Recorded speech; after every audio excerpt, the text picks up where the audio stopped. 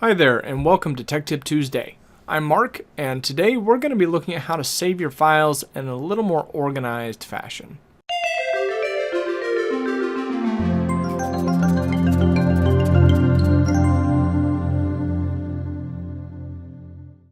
So here I have a Word document, and let's say we write something in here. Very exciting. Now, sometimes it's tempting to either just hit the save icon up here in the corner, or maybe we'll go to File and then down to Save.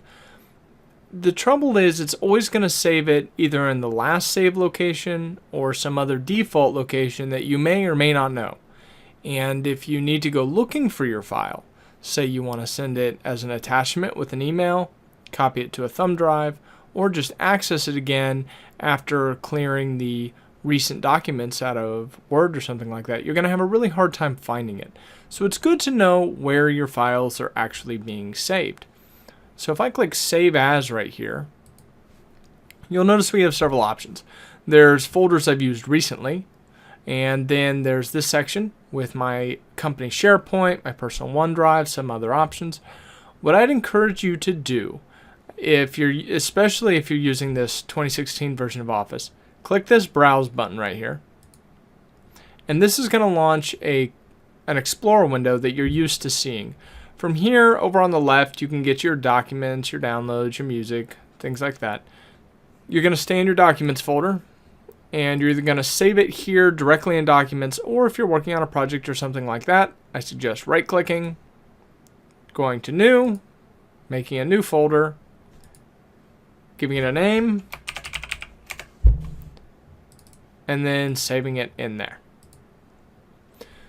This will help you keep your documents sorted by knowing where they are when you save them, rather than relying on the default save location or allowing your documents to get all scrambled up in the same place over and over again. I would definitely encourage you not to go too crazy with the subfolders, and by that I mean we've got this temp folder.